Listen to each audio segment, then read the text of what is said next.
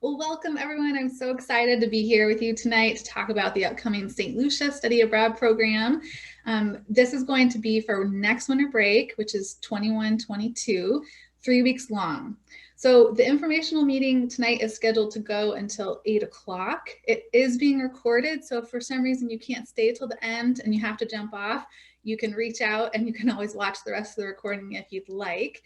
But the plan is to introduce the program faculty and staff, to give an overview of the program's focus and academics, then definitely get into the general logistics and activities, which I know people are excited to know more about, and then kind of end with the application process and open it up for questions. But I want to pause for just a second, again, in case you can't stick around to the end, and introduce our program manager extraordinaire from the Study Abroad office, Mary Jane Hoff, and she can give a little wave. But she's going to be one of the last slides with the application process, which has some really key information. So I want to make sure that everybody knows Mary Jane, who to reach out to for that information, or if you have any questions at all. And I know she has a couple other quick announcements before we get started too. Hi, everybody. A couple things before we go is I will be putting the link to the application in the chat in a little bit to allow everyone to really get into the meeting. And if you can't stay, I will be, this meeting is being recorded and I will be sending a follow-up email to everyone who registered with the link to the application, to the recording and other logistical pieces that you'll need to know. So I'll see you later. Great. Thank you, Mary Jane. So one other quick note before we jump into the kind of agenda that I just went over, but I want to make note that this program was originally developed and proposed by Dr. Lauren Stewart, who's my colleague in the Educational Studies Department. And Lauren's decided to pursue other professional opportunities and is leaving Principia at the end of the term. So with her blessing, I'm so grateful to be kind of taking the baton for this program and building off of the foundation that she had already established.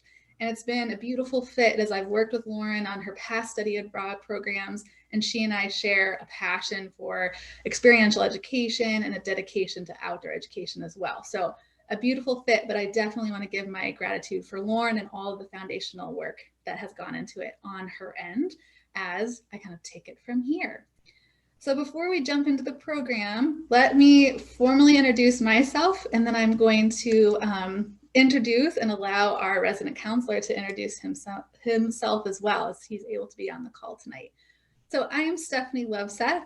A little about me is I'm a faculty in the Educational Studies Department, where I teach courses such as outdoor education, leadership theory and practice, global education, and interpersonal communication. Those feel very relevant for this program. Some other relevant academic background: I graduated from Principia College with my undergraduate degree in environmental studies, so from the Biology and Natural Resource Department. And my capstone was actually in outdoor and environmental curriculum design. So that's a nice kind of pairing along with this too. And then later on, I had my graduate degree from Loyola University in international comparative education. So that's kind of the academic side, which gets me so fired up about this program in particular, because it's kind of the intersection of all of my passions coming together, which is really cool.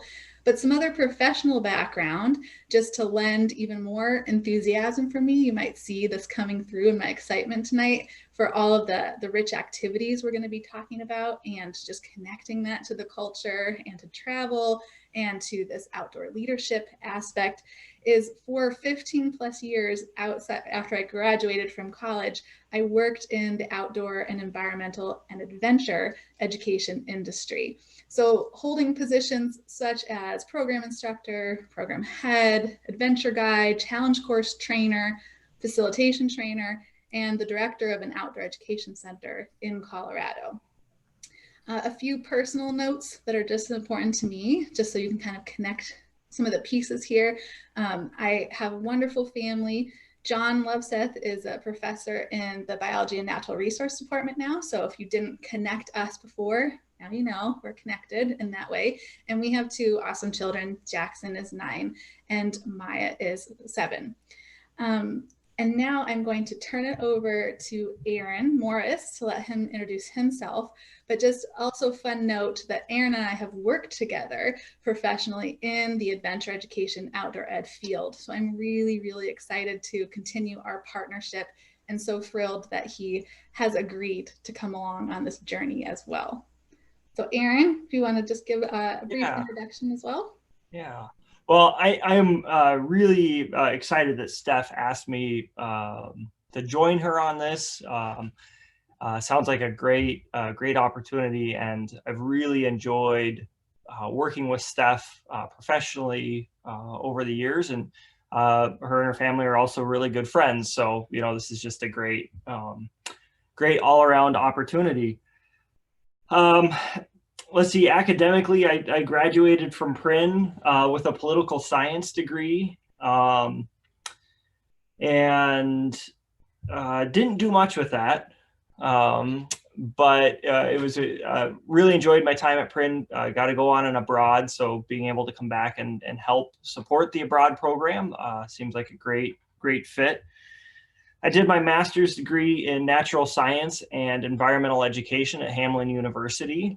And I'm currently working on my PhD. I'm a PhD candidate in the conservation sciences program at the University of Minnesota. And so professionally now, I've moved away from the outdoor education side of things, and really for the better part of the last 10 years, focusing on wildlife ecology. And right now, most of my work is in East Africa, looking at elephants, and specifically, kind of impacts of poaching and things like that, and various ecological illustrated here in your photos as well. Yes, yeah. And obviously, at some point, pick my brain about elephant carcasses. They're actually super interesting, but I won't go into it now. Let's see, other things Steph did mention, we'd worked together. I've worked for a number of the CS camps, so seen a variety of different programs through Camp Weil, Owatonna AU, time at the Leelanau Outdoor Center, working outside with some other programs, specifically the Audubon Center of the North Woods here in Minnesota. I camp directed with Steph at Adventure Unlimited, and I co-founded the Bow Isle Outdoor Center. And so that's kind of in a nutshell. Personally, the third photo over there, you see, that's me with my son, James. So I really enjoy getting out to do this stuff personally as well. So not just professionally. And I think that's about it. That's awesome. Thank you.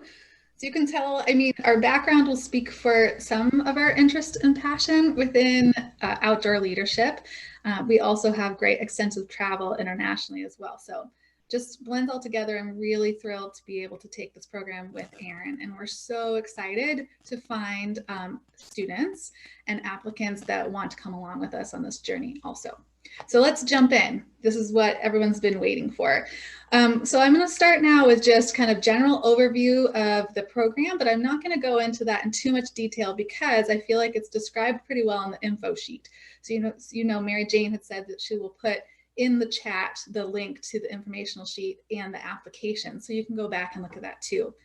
But this abroad program is outdoor leadership in context. So what I started to do at the very beginning when I had taken this program over from Lauren and kind of trying to wrap my arms around objectives and purpose for the program is started out with kind of this word cloud aspect here that you can see. So this is something that I had started to generate, that I know that we really want to focus on this idea of leadership within education with a specific connection to context and culture.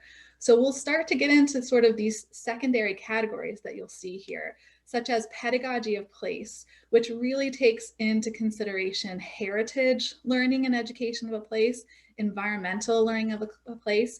You can't escape discussing the history, of a place, right? And in that, you're also going to look at the economics and the politics. So we really are looking at this idea of how outdoor leadership gets represented in the case study that is St. Lucia. So that is going to be a very big overarching theme for this program. A subset of that, of really getting into the field of outdoor education, is also kind of a personal investigation and exploration of that.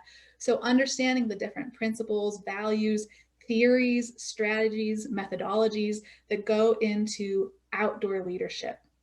And some of the other kind of avenues or different placeholders that we're going to look at outdoor leadership are going to be specifically in outdoor education venues, adventure education and venues, and in St. Lucia, a very strong venue of tourism and how that's impacted there.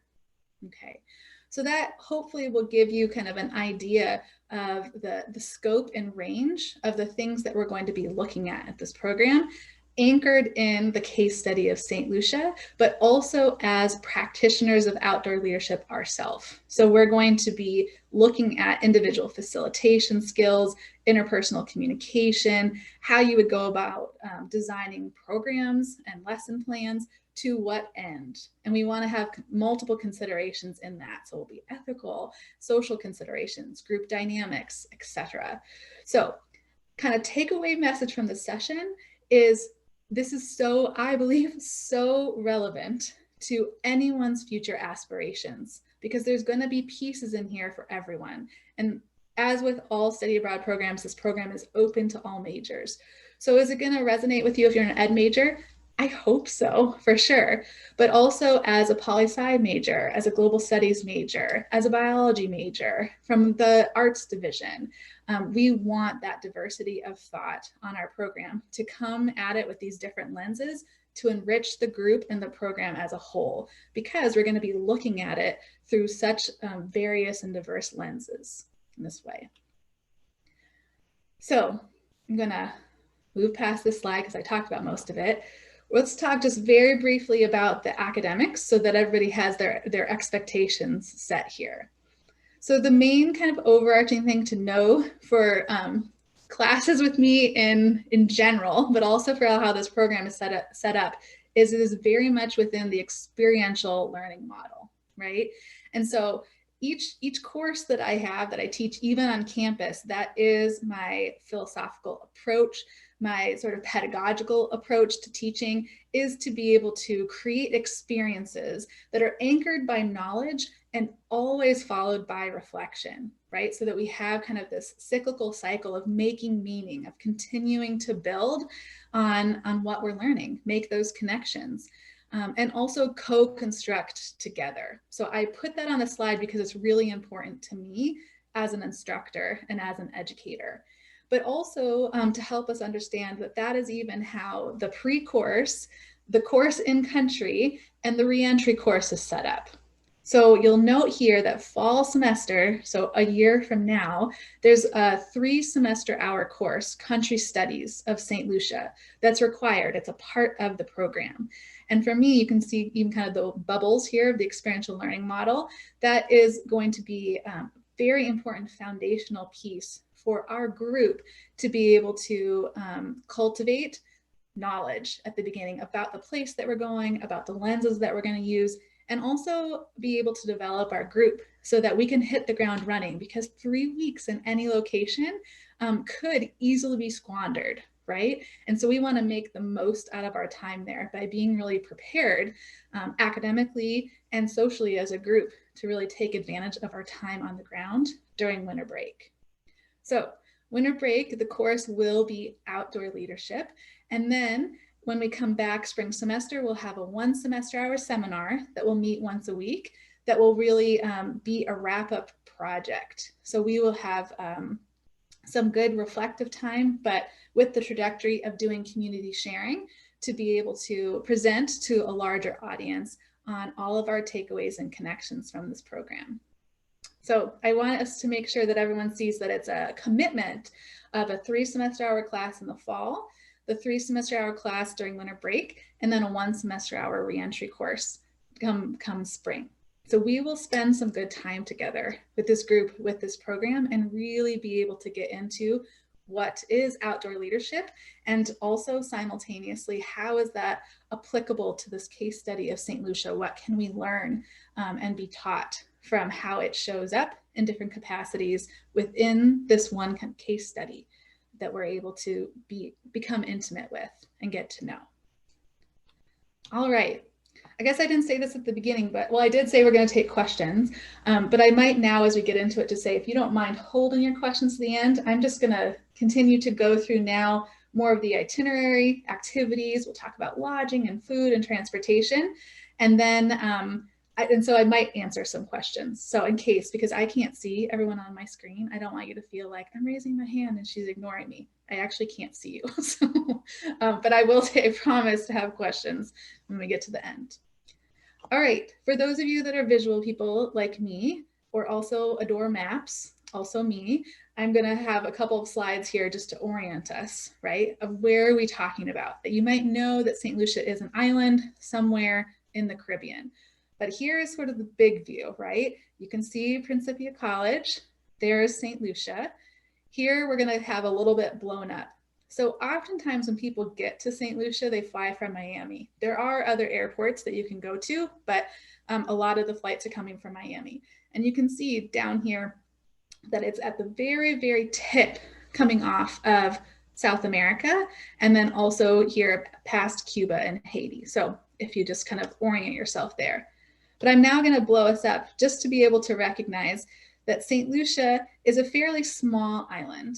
And you can see at the very southern tip is where the international airport is. And a lot of the time that we're going to be spending, and actually where we'll stay for the majority of the time, will be way up at the top where it says Rodney Bay, or it says Gross Islet. Okay, so just north of Castries, which is the capital of St. Lucia. And it takes about an hour and a half by bumpy, windy road in taxi or little minivans to get from the international airport up to Rodney Bay. Okay, so that is the entire length of the island. So just thinking about that, we're going to spend 3 weeks on this island, we're going to get to see a lot of it. And we're going to get to do a lot of different activities. Another cool thing to note is that the island is going to be flanked by the Atlantic Ocean over here on one side, and then the Caribbean Sea on the other. So that also gives great kind of variation on the different sea life that we're able to see, and on the different kind of environmental features that this island will have. So lots of awesome diversity within that too. All right, let's get into what type of programming or activities we might have on this program. So one of the key takeaways that I want you to have is that this is definitely an active, physically active program.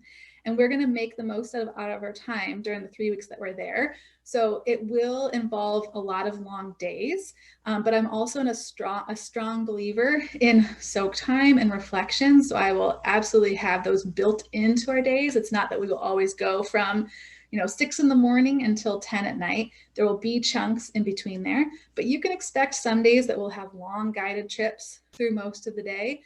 Some nights we might go later into the night, but physical activity will be something that's fairly consistent on this program. So as you kind of lay your eyes over the images that are here, let me just list off, not a comprehensive list, but a list of different types of endeavors that you could expect. So we will be interacting with and observing a variety of local guides, facilitators, educators, naturalists, administrators, with an outdoor leadership and cultural connections lens, as well as cultivating our own outdoor leadership skills, attitudes, and behaviors. So within these activities, you can expect to be a participant, and then also at times to be the facilitator.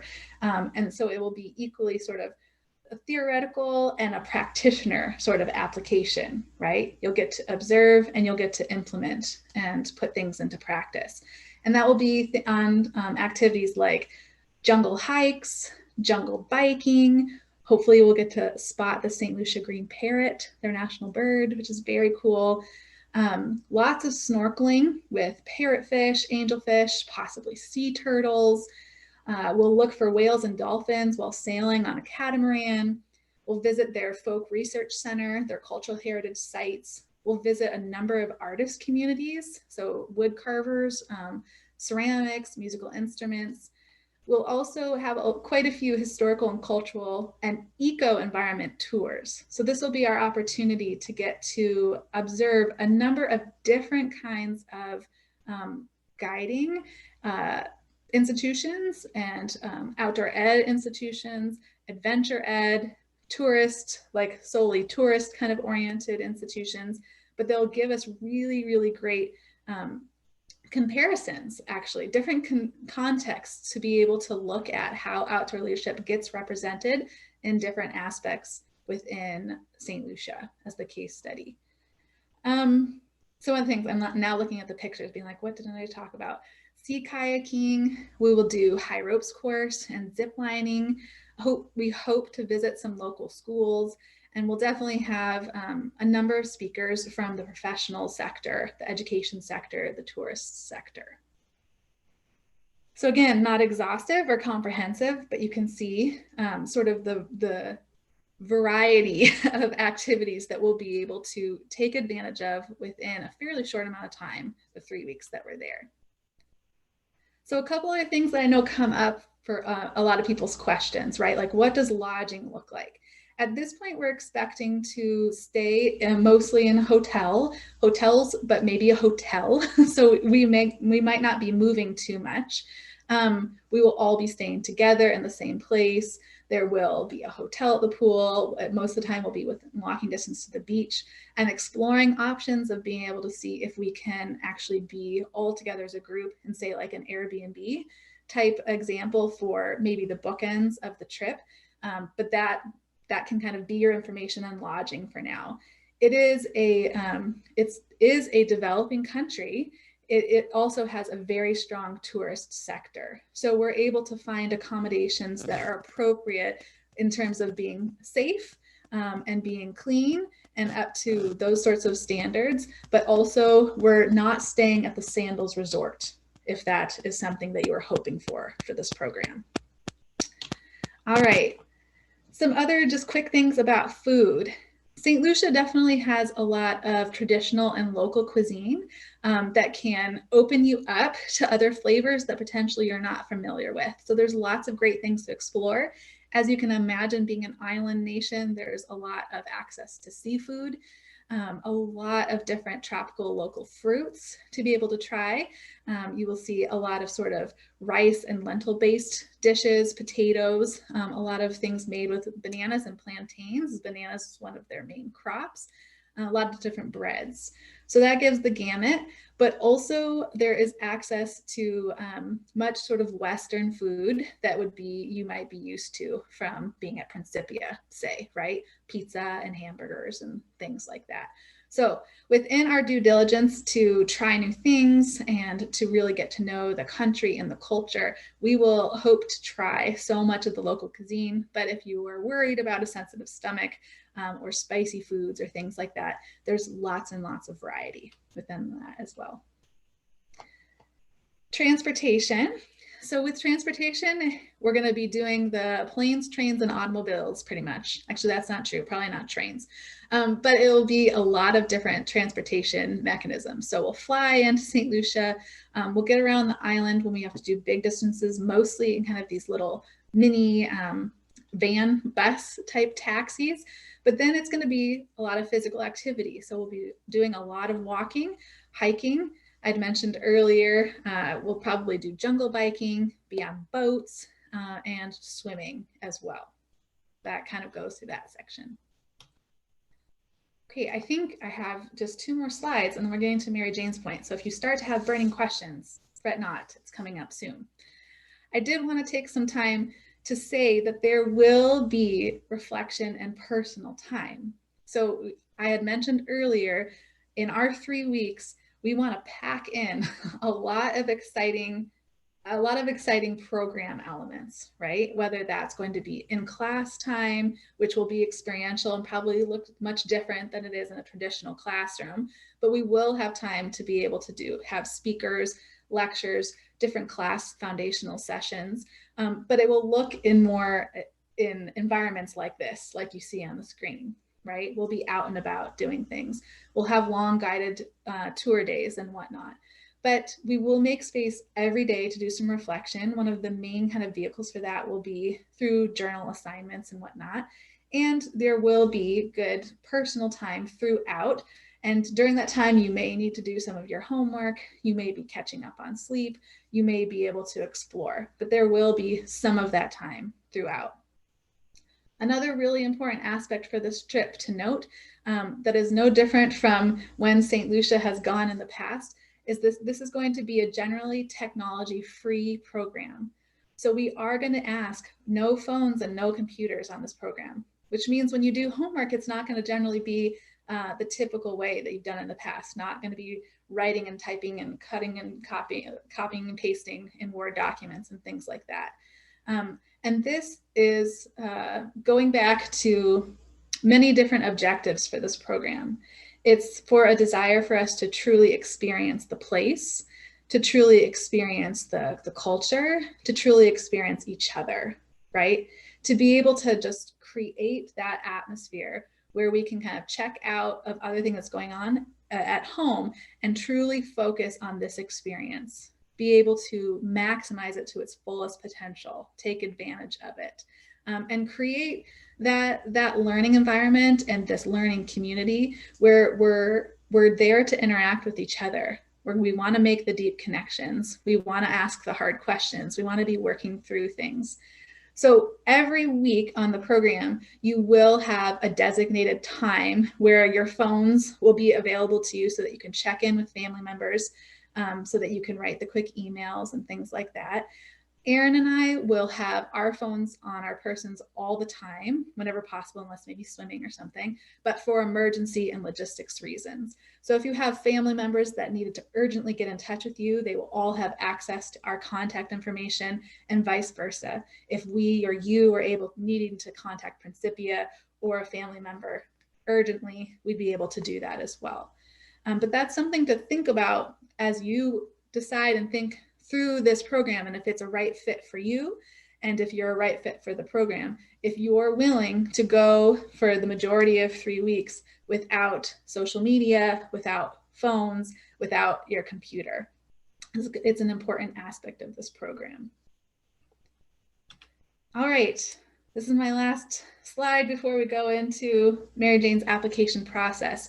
So now, if you are wondering, okay, so what are Stephanie and Erin looking for in terms of students applying and wanting to participate in this program? We are looking to take about probably 16 students. We are looking for people that have an interest in outdoor leadership, cultural studies in St. Lucia, an enthusiasm for travel and adventure, a desire for intercultural learning and understanding, that you can be an active and flexible learner, so take ownership of your own learning, a commitment to effective and respectful communication, to a professional approach to group process and productive group engagement, that you demonstrate self-awareness and a willingness to engage in feedback and reflection, a commitment to productive spiritual practice, and to social, academic, and safety standards. And then lastly, a demonstrated ability to gracefully handle ambiguity and overcome challenges. As we all know, go hand in hand with international travel and with working and living with a group. So I would love to, if you have questions about that at the end, please feel free to bring them forward. But this would be really helpful context for you as you think through your application, your essay questions, even coming into interviews with us, that it shouldn't be this obscure thing of like, what are they looking for in these students? This is sort of our list here. And we'd like you and your references and your essays and your interview to be able to articulate how you show up in this space. Because it's a two-way dialogue here when we're selecting participants for these programs. It needs to be a right fit both ways. So we want to know why you feel like you're right for this program and why this program feels right for you, either way. Okay, so I'm going to take a breath for a second. I keep looking over here to the side because I can only see you guys on my laptop, looking at my big screen here. But I'm going to pause and let Mary Jane talk to you about the application process. And then hopefully we can get into some questions and it can be more conversational. And you guys can, hear what you need to hear. We can answer those. All right. Thank you, Stephanie. It sounds so amazing. So the application process, if you've done it before, it's changed just a little bit. We now have purely online application. You'd fill out a Google form and all of your information will be submitted to us. And that the links to any sort of references would be also within that application. So I've put in chat the link to the Study Abroad website, which has the link to the information sheet about the abroad and has a lot of things that Stephanie talked about, but also the logistical stuff that I will also be covering right now, as well as the link to the application. So on the application, you will have things about yourself, but also it'll be asking you questions to think more reflectively about. So there'll be some essay questions. And one thing that we did was put all of the pieces in the information sheet that will be really asked of you in the application, so you can think about them ahead of time. Because once you start the Google form, you can't really you can't see what's coming ahead. So we wanted you to be able to prepare for your thoughts and what information you might need before actually filling out the application. You'll be asked to have 2 references, one for group learning, someone who can speak to your group learning, and someone who can speak to your personal self and character. So thinking about who that might be, and you'll list those on your application. You'll also need to get signatures from your RC and an academic advisor, if you have 2 academic advisors. So there's a link for them to fill out and then for you to have a conversation with them about how this fits into your 4-year plan, and your RC for how you incorporate yourself into your house. After you've submitted the application, there'll be an interview and you'll sign up for that. I'll send you, I think it's a Sign Up Genius, and you can pick a time and day that works best for you within what Stephanie and Aaron can accommodate.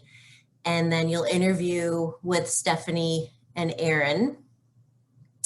And also, let's see, so your application's due week 4 of next semester.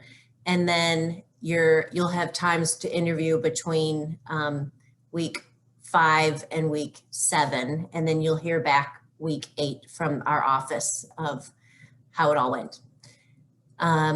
Okay, so those are just kind of the process of the application. I have a couple other pieces that I'm just going to share with you that you'll need to know if you're considering applying. And one is start the whole process early. That is going to help you be able to think more clearly about it and have just represent yourself the very best that you can. You will need a passport. And so one thing right now with the pandemic is the whole process of accessing or getting a passport, applying for a passport, getting the passport has really slowed down. And so if you are even considering applying for the abroad, it would be really a smart idea to apply for a passport over break and get all that filled out. I would check your passport over break to make sure that it has not expired yet and that it won't expire before July 21st, 2nd of 2022.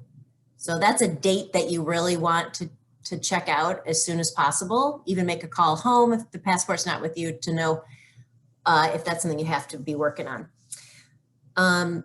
Visas are not required for US and Canadian citizens and a lot of European nations. So depending on, an international student may have to have a visa, but may not.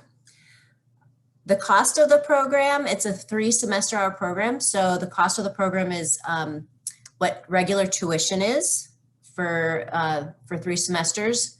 And room and board is $300 per week.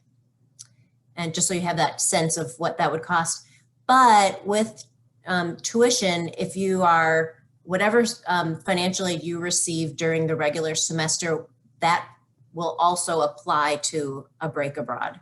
So if you do apply, we will, the financial aid office will put a package together to show you what it would actually cost, but we can kind of figure that out loosely just from these figures. Airfare, you are in charge of your own airfare, and if it exceeds $1,500, the abroad office will cover that, but should not. And then there will be a $150 administration fee for this abroad office.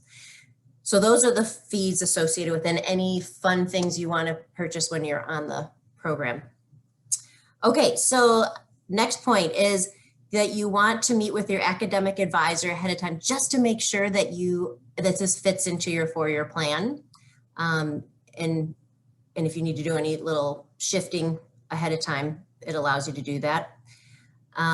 Okay, application is due week 4, which is February 17th by 5:00 p.m. on a Wednesday, and no applications will be accepted late. So that's why just starting early allows you to have no last minute, things that get in the way. All right, I think I've mentioned everything else. Yeah, so you can click on the link that's in the chat to get to the Study Abroad website and to the application. And honestly, looking at the info sheet gives you all the things you need to know to be able to fill out the application. So it'll be a great resource for you.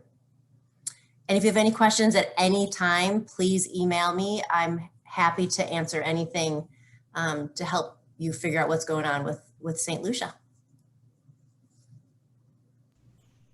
Thank you, Mary Jane. So one quick thing that changes for going into spring semester. Spring break is week 8. So everybody will actually know if you're on the program by Friday of week 7. So you get to know even earlier on in for spring semester, just for that clarification. Okay, so I'm going to open up to questions now. And while we do that, I'm actually going to close out of everything here and stop sharing my screen so that I can see everybody. Up until now, I was just staring at my PowerPoint, so I felt like I was just talking to myself. So I would love it to interact with other people. If anyone has any questions over Zoom, it's always kind of funny. I don't know. We can try organically first if you just want to unmute and ask. And if we have too many people talking over each other at the same time, maybe we'll do the start raising your hand and I'll call on you type thing. Okay. So we have a couple of questions in the chat too. I'll try to open that. Will the fall class interfere with EdBlock? Yes, unfortunately, I believe so. So it's 3 semester hours. This would actually be a question for Carol and Winnie though, because in the past, I believe that there's precedent that people have overloaded and done an additional class in addition to EdBlock as long as the time didn't conflict with the regular times that EdBlock went. And that's something I'd be willing to explore from my perspective anyway, is even if like during the EdBlock's internship week at the end, if that meant that was like the 1 week where you were totally out, to be able to miss our country studies class or something like that, I would entertain that for sure. But good question.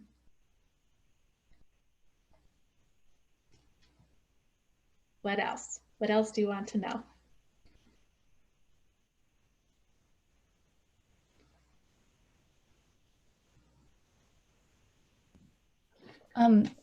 I just would like to say one, I would be really grateful for considering that opportunity too with EdBlock.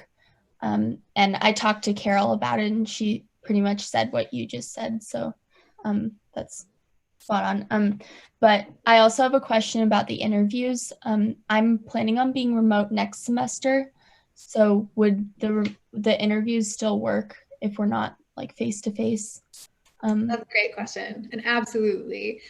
Most likely we'll plan on doing the interviews via Zoom because they're going to happen so early on in the semester anyway. And we may still be in whatever the red or orange phase, things like that. So most likely the interviews will all take place via Zoom. If they were going to be in person and there's students that are off campus, we will definitely do it on Zoom. All of my classes that I'm teaching next semester, I'm actually teaching them all remotely online. So I'm right there with you. And I'm so glad that you went ahead and asked Carol that question already. So we will coordinate as a department. It seems something that we should be able to coordinate on, right? So to accommodate that. Gracie, did you have a question? I saw you unmute. Yep. So my question, I am like not in the educational studies sector at all. I'm in business. Yeah. And I guess I'm just concerned this class might conflict with business classes. Is it going to be offered at a time that's like not a normal class time? Like lunch is a certain class time. No, it'll be offered during, because it's a 3 semester hour class. So it will be within one of the normal class periods. I don't know what that will be yet because the fall schedule hasn't come out. So I can tell you what I would want it to be. I think what I could tell you right now is that my main hope is that it will be a class that only meets twice a week. So it'll be in one of those block periods, right? Like the 75-minute block. So you guys can help me out. That would either be like Monday and Wednesday. There's like 2 different block periods for that. Tuesday, Thursday, a couple block periods for that, right? Does that help at all? Yeah. And I'm so glad to know that there is additional sort of majors involved, because I really meant when I said during the informational meeting, as with, I hope, most of the courses that I teach, even the ones that seem like they're more for majors, my attempt is always to make them very relevant and applicable to all disciplines. And that's why they have a really strong interpersonal communication components. They generally have really strong social justice, social responsibility components. So where you're having to think through those types of processes and lenses. When you get to apply it to outdoor leadership, just the skill base alone and sort of working through behavior management, facilitation, how to work with groups, like that is applicable to all walks of life, unless you're going to decide to go live on the mountaintop by yourself for the rest of your life and never interact with others, which is possible, I suppose. But other than that, it should be very relevant for others. St. Lucia is also a very fascinating country in and of itself. Its colonial history, the way it interacts as a world player in terms of kind of dependency theory. It has this really cool sort of regionalism claim where it works together with other Caribbean nations in policy building and nation building to kind of push back the impacts of globalization. So if you kind of think about those lenses in terms of how that impacts a tourist industry, where there's actually 3 times as many tourists in St. Lucia than there are locals, like there's just no way that tourists can't come and have an impact. So we also will think about it from ethical standpoints too. So lots of different dimensions. What language do they speak there? Their official language is English, but they're actually a very strong Creole culture. And so there is an unofficial dialect of French Creole that's spoken there too.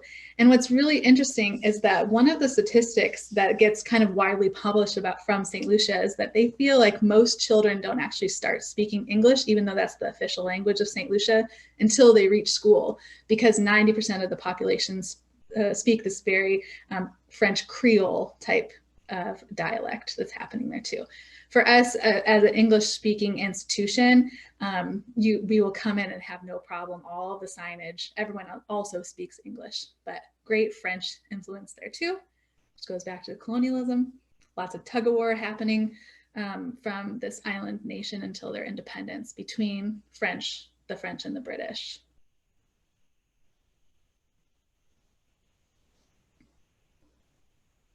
Steph, I was wondering what the SPST stands for in some of the courses we're taking, and I'm not sure if that was like a new major or minor focus, because I'm familiar with the EDST as like education studies, but yeah, if you could explain that a little more. Yeah, it's in the catalog. It's their special studies courses. So actually, most of the special studies courses are owned by Study Abroad, but there's other ones too. Like there's project-based courses, but if you look in the course catalog, you'll see SPST, and really they're interdisciplinary courses, so they don't live within another academic department. So for like Study Abroad, any faculty member that's going to take a Study Abroad can teach a country studies course, but not like there are the only people that are like allowed or permitted to teach ed studies courses are ed studies faculty, right? So if there was another professor, say in mass comm or history, that wanted to teach one of our department courses, they'd have to get permission from the ed studies department chair and from the dean. But with the special studies courses, any faculty can teach them as long as they have approval from kind of the owner of that course. The Study Abroad office owns the country studies course. Thank you.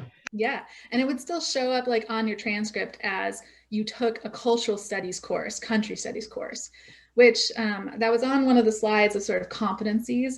But the Study Abroad office has two very clear learning outcomes for all their abroad participants, and that's intercultural competence, but then multicultural professional development. So another thing that all abroads give you, but we're talking about this one right now, but is professional competencies. So like how you are going to get to translate all of the skills and experiences you have on a study abroad program into professional competencies, like listed on your resume, listed on your online portfolios, highlight it in interviews, things like that. Thanks, Matthew. It's really fun now that I can see all your faces because I didn't know who was here until I took questions. So happy to see a lot of you that I know.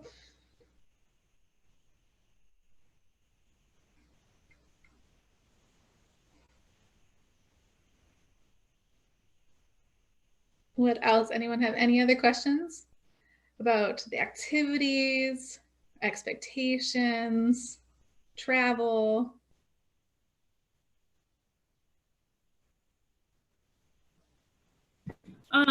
I just had a question for like how many people you're probably accepting on the abroad? Because I know it's normally like 16 to 18, but I know that's usually semester abroads too. So I don't know if that was different for like break abroads. Yeah. This program, we're planning to accept 16, and that's honestly to be able to accommodate our logistics, because otherwise we have to take like 5 vans everywhere. So to be able to get our group into the vans and to be able to accommodate us within the hotels and potentially like an Airbnb, and for most of the guiding services, if you get over 18 people total, because Aaron and I get included in that too, then we have to take multiple guided trips. So 16 students is our objective.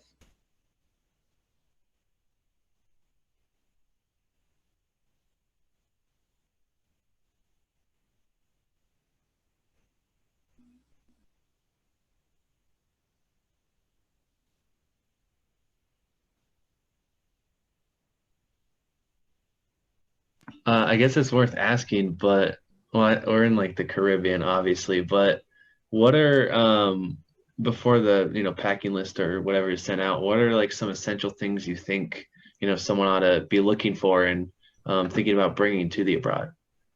That's a great question. So it will be your typical things, except I would say everyone's going to be required to have their own snorkel gear, because that's something that we're going to be doing a lot of.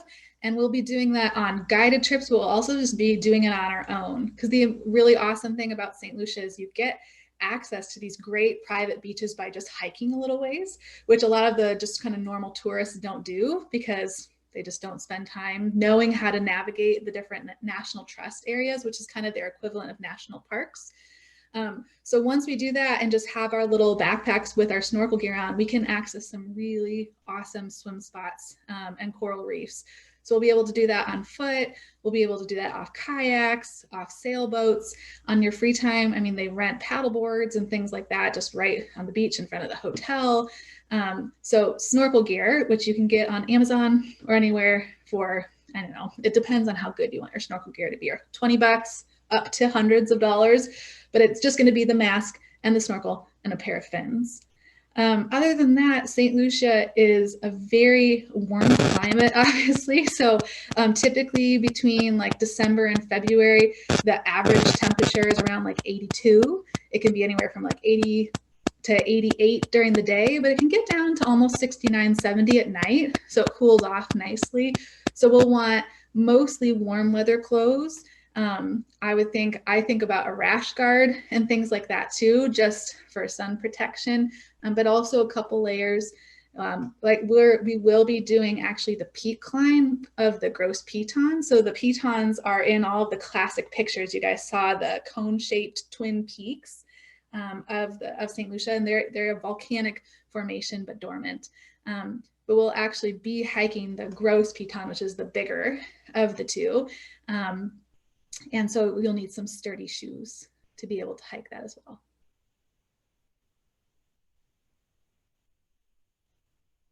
Thanks, that was really helpful. Yes, and active swimwear is helpful. So if you Google St. Lucia, you a lot of times see the sandals honeymoon pictures of everyone in their spring bikinis and things like that. Not so practical for all of the snorkeling and kayaking and jumping off catamarans and things like that. So we'll look for some active wear as well. That is honestly what I saw. I did Google it. I was like, I'm just interested, like where it was located and like, just like pictures. And I did see a lot of beaches and bikinis. And I was like, okay, like, if you just type in St. Lucia, I mean, it is one of those beautiful Caribbean sort of like honeymoon destinations. The big cruise ships come and dock at Castries, very popular. But it's also, what I find, if you actually want to sort of view it in a different light, is you just attach either culture or people at the end of that, and it starts showing you so much more. I mean, it's such a gorgeous island. You have the topography and geography gives you everything. In the center, you have all the jungle, which leads ways to amazing waterfalls. I mentioned it's volcanic, so it actually has these sulfur springs that come out of it. So you have all these warm pockets that come in. You've seen everybody kind of zip lining through that, but then it leads down to these kind of very vast farmlands where they had lots of plantations, so sugarcane, banana farms, things like that. And then of course you have the beaches, and they're so different based on the coast, because you have the Atlantic coast, which can be much more rugged, big waves, good for windsurfing. You see a lot of kite surfers and things out there, but you have the Caribbean seaside with all of the protected coral reefs and things like that. So you really, it's just so diverse in a small area. You feel like you get to see so much. And that's not what you see when you type St. Lucia, because they mainly show you sandals, like the Sandals Resort's all inclusive, right? Again, we're not going to go there, so I'm sorry.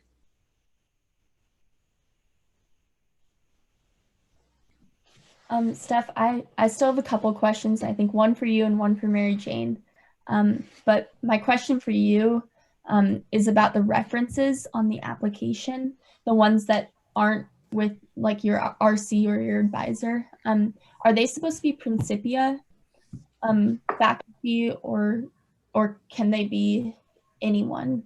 They can be anyone. So previous, I think on old study abroad applications they used to be Principia and ask you for on-campus extensions and things like that. I don't think it says that on these anymore, does it, Mary Jane? Yeah. So no. It can be anyone. Just make sure you provide contact information, because that sometimes comes through. So their email address and a phone number will be great. But whoever you feel like will best speak to you, be a personal reference for you, and then that can speak to kind of your group learning, which is an important aspect of the program as well. Okay, thank you, Steph. You're welcome.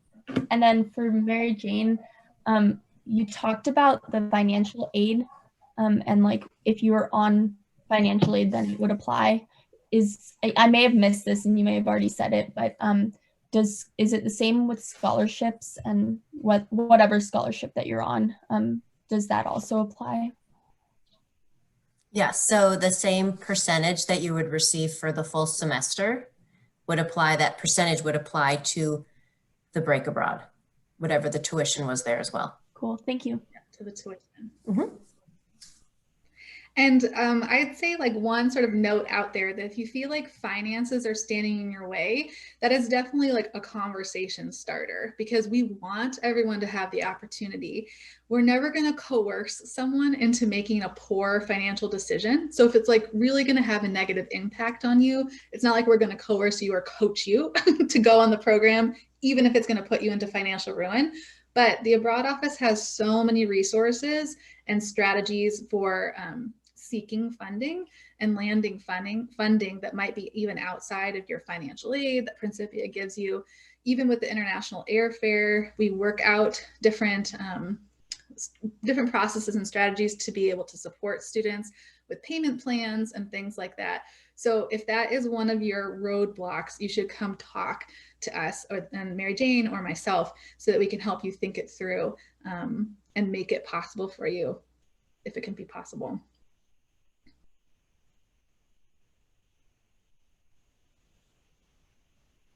So I think we have maybe 3 more minutes or so before we start closing out.